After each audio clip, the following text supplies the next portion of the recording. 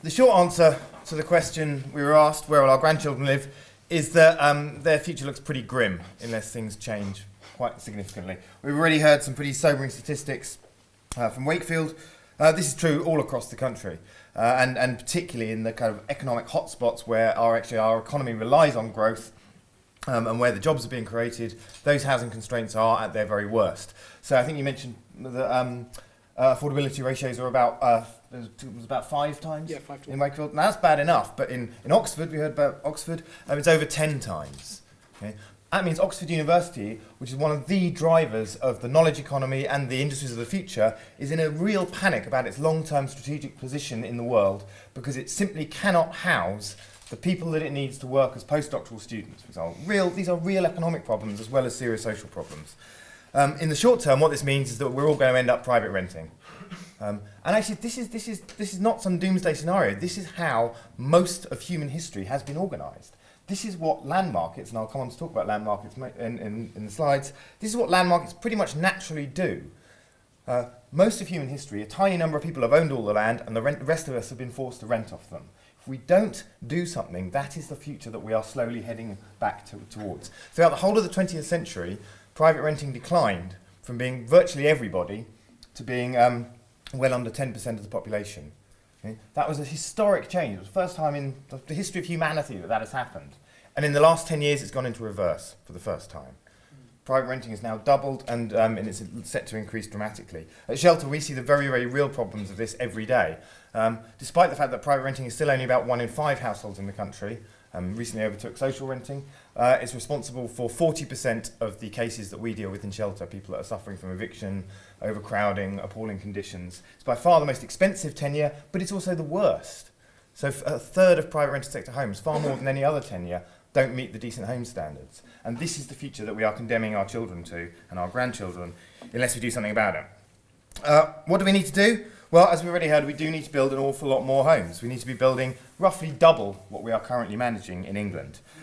These are just some doom stats. I won't go through them all. My favourite one is the chicken stat that always seems to serve Shelter well whenever we put it out. That if house prices and food prices had risen in line with each other, i.e. food prices had gone up as fast as houses, a chicken would cost you over £50 now.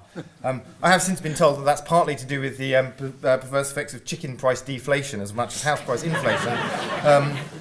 But there you go. This is my graph that pretty much sums up the entire story of our housing failure since the Second World War.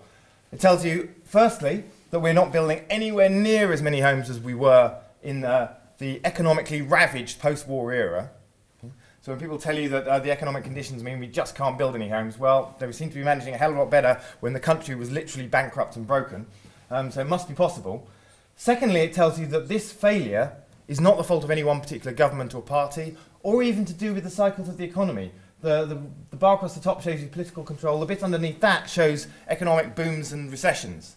And what that basically shows you is there's no connection between housing supply, political control, or even the economic conditions. And finally, what it shows is there's also no connection with the red line, which is house prices. This is a market which is fundamentally failing. Supply simply does not meet demand. And I would ask you to compare this to any other market. You know, if the price of mobile phones was going through the roof, you get an awful lot more mobile phones produced and the price would come back down again. In fact, in most consumer markets, we expect quite naturally every year products to get better, more numerous and cheaper.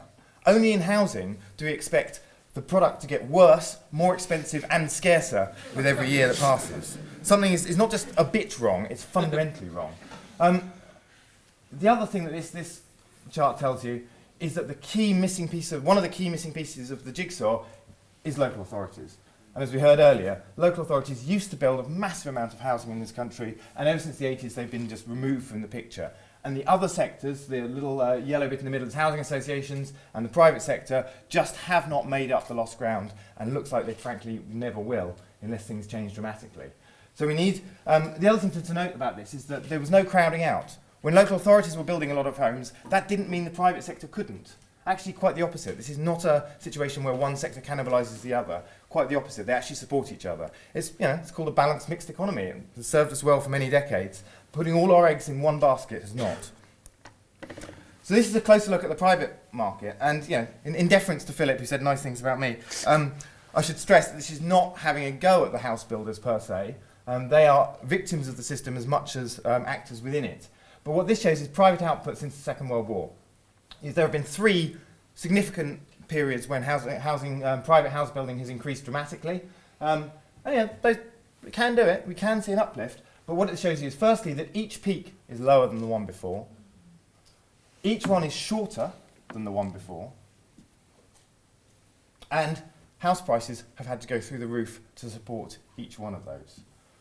We are slowly building ourselves into the ground and relying on ever higher house prices to get a tiny private sector supply reaction. That's us right down there. Yeah. As soon as the market turned in 2007, private supply fell off a cliff, and it is only now ever so slowly beginning to inch up. With each turn of this boom-bust cycle, we ratchet down total production. Something is fundamentally wrong here. And this is what it is. It's the land market. And yes, greenbelts are a part of that, but not only. The planning system is a key intervention in the land market, but I do want to, in general, I don't want to get into massive debate about the nature of planning reform. I think it's just worth saying that we don't have a dysfunctional land market because of the planning system. It's actually the other way around. We have a planning system because land markets are inherently dysfunctional. They do not work for the benefit of society. They naturally concentrate wealth in the hands of those that happen to own land. And that has always been the way, and I suspect always will be. That's why we have a planning system, is precisely to intervene in it and regulate the supply of land. Now we can argue about whether it's doing that properly, and I would agree that there are issues, particularly around the green belts, that we should look at. But whatever we do with planning, these problems, the problem of the fundamental dysfunction of the land market, will remain.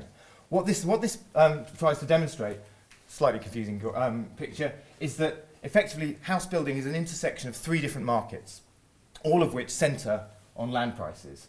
What it means, in effect, is that with every turn of the market, land prices tend to go up. As house prices go up, land prices rocket far, far faster. Land prices are even more volatile than house prices. This makes the building industry and the building market an extremely risky game.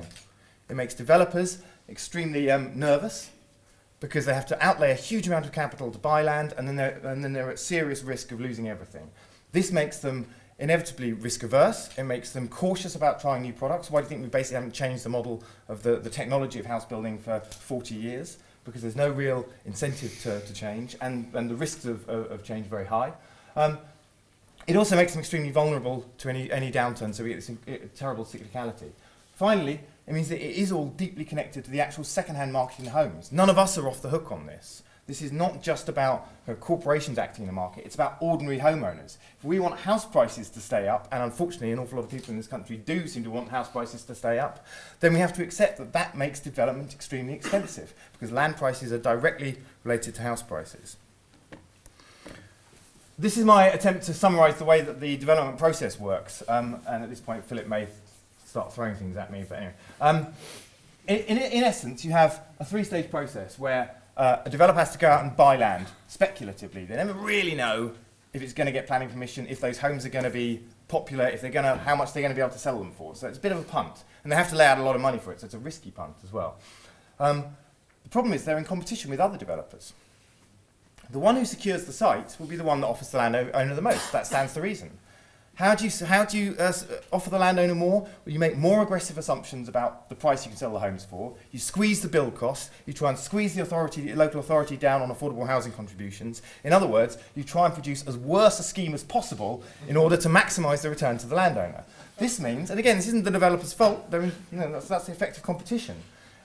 Is that intense competition in the land market means we almost by definition build too few homes and worse homes, and the worst schemes are the ones that tend to get built. Move on to the construction phase, and actually here there's very little competition because the sheer cost and risk of the first land market phase has driven out small and medium-sized enterprises, and I agree entirely with Paul about the detrimental loss of that medium-sized and regional building sector that was the mainstay of the UK housing system when we were building rather more homes and rather better homes. There's very little competition at that stage. And then we finally get to the final sales stage where effectively we're all in it and we're feeding the system through our house buying choices. There is an awful lot of public sector intervention, which is the green bit at the top. Unfortunately, it's all at the wrong end. It's all down at this end of the process. So we intervene through the planning system, we intervene through building regulations. We intervene in the housing market with housing benefit, with more support for mortgage interest. Now with a whole plethora of help to buy and rent to help to what's it schemes, millions of them, all of which are effectively just stoking a dysfunctional system because they're not doing anything about the fundamental problem at the beginning of the process. So, with KPMG, and thank you Philip for the plug, we've been working on this problem for some time, and we've come up with a detailed programme for how to change this over the course of the next Parliament. And it is difficult to do. There's no easy answers, but the ultimate vision is to simply reverse the order of priority here. We need to get away from intense competition in the land market and make competition do what it does best, drive better consumer prices and better consumer products, as developers, as producers should be competing with each other for market share and for customers by trying to sell them something better, rather than competing with each other to secure scarce resource in land. That means we need to intervene far more in the land market than we currently do. Unfortunately, there is no one magic bullet on this, and I agree entirely with Philip that it is not urban extensions or urban densification or garden cities. It is all of those things and everything else. The scale of the shortage is so great, we need all of them. So I'm afraid I won't be voting for any one of those three things unless you give me 3 cards. What we do need is integrated action across 4 key areas, and there are actually no less than 16 recommendations in our programme, which I won't go into in any great detail. Firstly, we need to intervene in the land market. We need the public sector to make sure that enough land comes forward critically at reasonable prices. It's not just a matter of removing planning restriction so that developers can have an easier ride, although I'm sure that will make their lives better. It won't actually fix the fundamental problems, and it won't get us to where we need to in terms of not just the number of homes, but the quality and the value, the affordability of them. Secondly, we need a much more diverse and robust house building industry so that there are lots of different players operating on different models, so they're less vulnerable to the cyclical downturns when they all shut up shop at the same time. That means we need more small and medium-sized enterprises, we need councils to get back into the game, we need housing associations doing their bit. I saw, I think Paul Chatterton spoke at the previous event in this series. Yeah, we need more community-based housing schemes coming forward, and that, I speak with some experience, is an extremely difficult thing to do. But we need housing supply from all different sources and a variety of different business models.